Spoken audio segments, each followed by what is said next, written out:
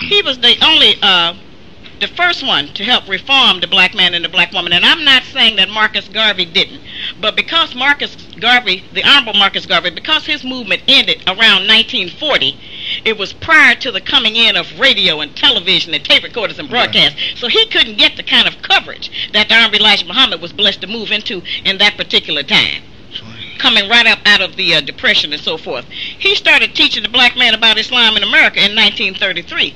And you know, Brother Rob, at one time in this entire country, if a man or a woman said they were a Muslim, there was no doubt if they were black who they were talking about, what kind of Muslim they were. That's right.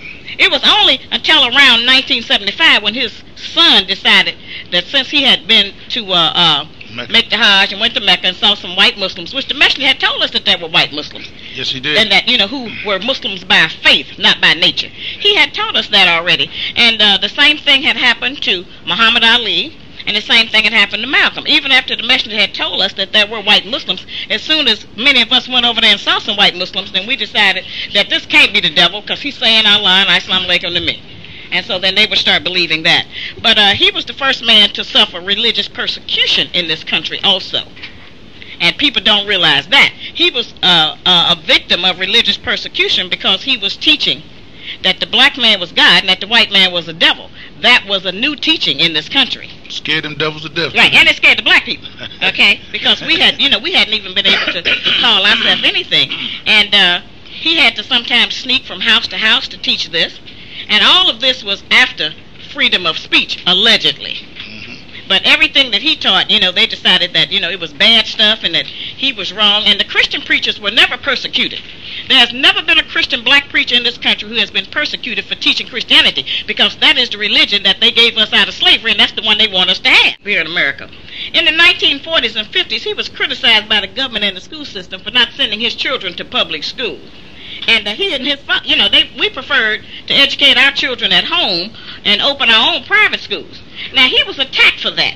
At that time, in the 30s and 40s, the government spent $1.49 a year on each black child to educate them. That's a shame. While they were spending $7.50 on every white child. And that extra $5, that's $6 we can see today is the same type of disparity. So he didn't want his children to go to that schools, and they threatened to put him in jail. Now, he was a forerunner in that, because now today, private schools, faith-based schools, charter schools, homeschooling, that's the most popular thing around. He brought that into the black community. He brought that into America. The only schools that they ever allowed to be separatists for boys and girls was the white Catholics. They could put their girls in one school and the boys in the other because they knew which way to educate children. When the messenger did that, he got criticized for that. He got criticized for putting the children in uniforms, dressing them all alike, and making that a standard. Well, now today, all of the schools almost have the children in uniforms. All of them now are breaking up many classes and many schools into all boys and all girls. And so these are the other things that he brought to North America, to the black people in this country. They were not doing that. And now we have a top school right here in Philadelphia that brings out some very top scholars, and that's at Girls High. That's one of the largest remaining schools where they still have all girls, and it has worked very well for them. And so those type of things he brought in that black people don't know, and white people are never going to admit that they got anything from the messenger. But he told us one thing, Brother Rob, and I love this. He said, after all else fails, then comes Islam. So the devil tried everything he could in public school to deal with the way the children were dressing, to deal with how they performing in class, and if he wanted any success, he had to go back to what the messenger taught in the 30s and 40s, which was separate the girls from the boys and put them in a uniform. Right. He was the first to teach us that meat was not good for us. Now, you're talking about in the 30s and 40s. This teachings was out there. He taught us against eating certain slave vegetables, lima beans, black-eyed peas, butter beans, collard greens, all of these things he called belly busters. This is what that the slave master fed to his animals during slavery, and we got to eat the scraps. That's how we started to eating the hog. He taught us against eating pork, and that included chitlins, hog maws, fatback, streakerling, pig feet, pig eyes, the mountain oysters, the testicles of the pig, head cheese, sausage, and bacon. Now, many of our people still eat that. In fact, pork consumption has risen in the black community. Right. Many of our people are still eating that. It's not just for religious reasons, it's for health. He was also the first to teach us about fasting. We didn't have a church. We didn't have anyone who was teaching anyone about fasting in this country. The Honorable Elijah Muhammad brought us here about eating one meal a day to keep your weight under control. Hello, today 80% of our people, especially black women, are overweight, and 60% of our children are. whereas only 18% of blacks were overweight in the 60s. Now it's 80%. And so he's the one. He taught us about preventing diabetes, which has turned out to be a terrible problem. He introduced the home survival kit, which all of us need in our homes. He brought that forth. And if you recall, the Black Panthers, they brought in the school breakfast program, and they don't get any credit for that either. No. They think the white people made up feeding black children in the morning before they go to class so they could study and not be hungry. The Black Panthers brought that in. So, when we look at what the messenger has contributed, the things I just listed, they're invaluable. In fact, that's a white man right now that got a book I call Eat to Live. I tried to get him on the telephone. Because I know he stole where he stole that from. They don't mind. Because all they do is steal. They steal everything. They're not original. No, listen. Dictates. I have to take some of these calls. We got some people backed up there on the line. Who's our first caller? Loretta, welcome to the program. Loretta? Hi, Brother Rob. How are you? Pretty good. How are you today? All right. Happy New Year to you and Same your wife. to your sister and your family. Yes, a very interesting program, but the main reason why I called, I had to tell you, you really socked it to us for New Year's. Oh, wow. That music was out of sight. All righty. I tell you, it was really, truly wonderful. I really enjoyed it. It was the best. Thank you so much. Okay, thank you. Have a good day. And we continue. Richard, welcome to the program. Assalamu alaikum to everybody. Wa alaikum salam, Brother Richard. Sister, teach. I was among the early pioneers that got Islam, which was taught by the Most Honorable Elijah Muhammad in this city, off the ground. I first started hearing the teachings from the Most Honorable Elijah Muhammad. May the peace and the blessings of the Most High be upon him, in a street called Bailey Street. Do you remember that? Columbia and Bailey, right on the corner. Yes. I know exactly where it's at. Okay, now, everything that Sister Shahala, what's her name? Shahrazad Ali. His teaching is right on time. I bear witness to everything that she's saying is exact and the truth. Especially because I have been what you would call one of those fruit that would go around to the house to yes, see sir. the brothers didn't have no pork in their refrigerator. Inspectors. I was one of the inspectors. That's right. You see what I mean? And see that they was taking a bath. That's right. See what I'm saying? The messenger said we have to be taught everything. That's yes. right. Yes. That's right. Now, I was never impressed with Malcolm X. I feel as all the credit he got was from people from the outside looking in the inside.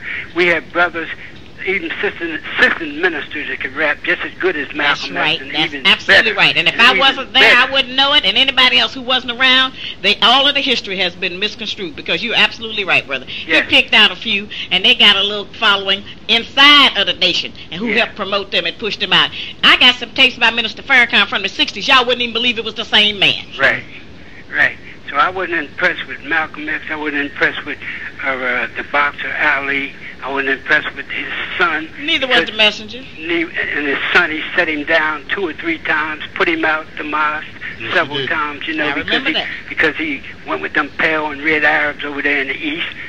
And I also wasn't impressed with the Ali that you have there in the studio, who was the minister over there in 42nd and Halford Avenue. If that's the same minister, I don't know, because I can't see him. But well, we're going to keep it on the up and up, brother, because we want to keep this tight on the teachings of the messenger today and what he did for blacks in America. Well, we could easily get off on a lot of other things, because we all know he taught us how we feel about each other. So we want to try to keep this strictly on the messenger today so we can keep it positive on what he contributed to the redemption and salvation of black people in America. Well, I'm not taking away from anything that the messenger was teaching. I'm just saying, with my experience, I'm relaying my experience. You can relay your experience, but I'm relaying my experience when I travel throughout the Nation of Islam, my ups and downs, and I'm quite sure you had them too. Oh, yes, sir, absolutely. You see what I'm saying? And I didn't have no downs with the messenger, and that's what we're trying to deal with today. And we're talking about the Honorable Elijah Muhammad today, Richard. We're going to save all them little shots for later on.